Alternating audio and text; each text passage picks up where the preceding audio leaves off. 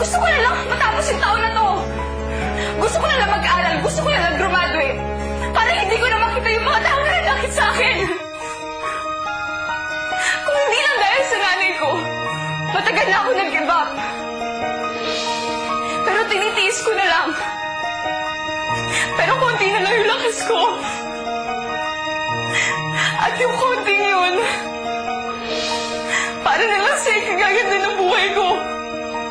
Sa ikagaganda ng buhay ng nanay ko.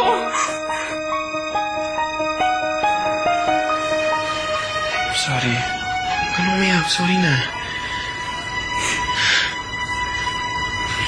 Ba't pa tayo nag-aaway?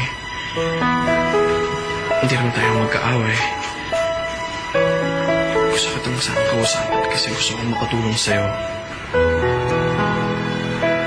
Nasasaktan kasi ako kapag may nananakit sa'yo. Parang gusto ko itong igante. Kalimutan mo na lahat sila. Kalimutan mo na lahat na nanakit sa'yo. Si Paige, kalimutan mo na siya. Lumakad ka lang ng forward katulad sinasabi na nanay mo na mas maganda at mas makulay ang buhay pagkatapos ng high school. Kung natitira mong lakas, ilaan mo na lang sa mga bagay na mas may katuturan. Melay, kung kailangan mo lang ako, kahit anong oras, andito lang ako para sa'yo.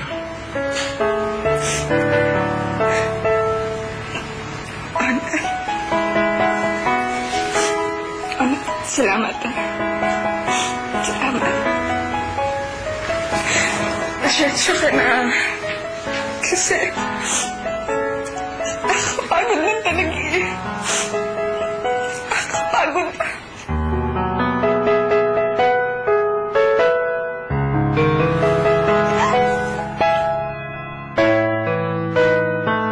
Kami sa'yo. Ano? Ni-register namin ang pangalan mo sa niya, girl.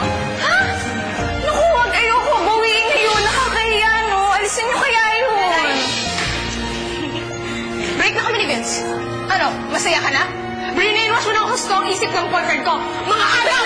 May sandali lang. Nagkakamali ka. Wala akong makadrama ka na kawawa ka. Mga agaw ka sinungaling. Malanti ka pa.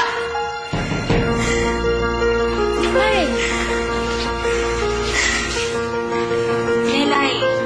Lagi ka na naman magpapapi kay Paige. Lumaban ka naman. Ano? Paano ako lalaban? Ano sasampalin ko din siya? Labanan mo siya sa laban niya. Sumali ka sa Idealization Girl Contest. Ipakita mo mas magaling ka sa kanya. Huwag kang magpapatapak. At huwag kang magpapatalo. Dahil kapag nagpatalo ka, Nelay, parang pinatalo mo na rin kami. Akala ko ba ayaw mo ng gulo?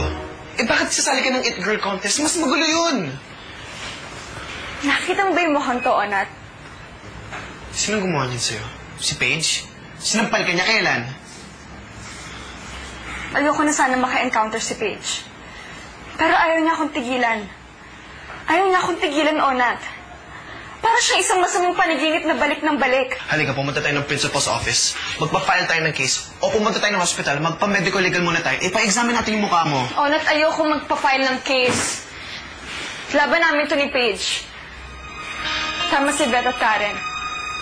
Dapat labanan ko si Paige yung laban niya. Dapat labanan ko kung ano yung mahalaga sa kanya. Ano ba mahalaga kay Paige? Popularity?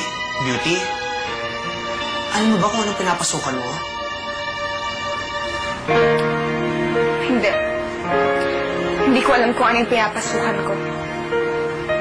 Hindi ko rin alam kung paano lumaban sa popularidad at pagandahan. Ang alam ko lang maglaba, mag-aral, umiyak, magtiis. Pero pwede ko naman subukan, di ba? Pwede naman ako lumaban. Tsaka ulit nandiyan ka naman, di ba? Pag nataba naman ako, sasuluhin mo naman ako. Wala akong alam sa ganyang laban, Melay. Pero ang alam ko lang, kapag nadapa ka, itatayo ka tayo. nasugatan ka, ipagagamot kita. Kung ano man ang kailangan mo, sabihin mo lang sa akin. Kung kaya ko, gagawin ko. Salamat, Onat, ah. Maraming salamat. Lagi na lang ako nagpapasalamat sa'yo. Basta ikaw, Melanie.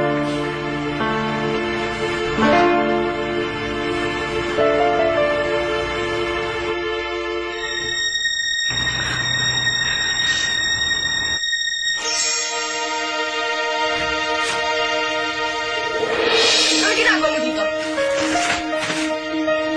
Sawang-sawa na ako, pilitin ka maintindihan mo ko. Pero this time lalabanan na kita. Sisiguraduhin ko matatalo kita sa contest. Dahil sa totoo lang, kahit mahirap lang ako, mas marami akong may pagmamalaki kaysa sa'yo. Mayaman ka ba talaga? Eh bakit asa squatter ka? Mas malala ka pa kaysa sa akin. Kapag itong kamay na to, lumanting na naman sa mukha ko, sisiguraduhin kong hiram ka ng mukha sa aso.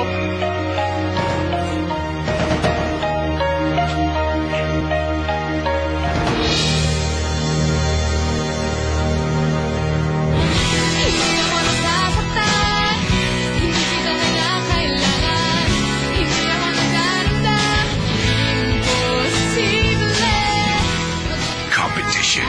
First time mo ako sumali. Every year. Kasi lang yung nananalo. Kasama rin na. This year, mababa na yung votes na makapasok sa'yo. Desperate. 50,000 pesos. Umatras ka sa It-Girl contest. Ano ka? Matrona? Hindi. Mayaman lang. Verdict.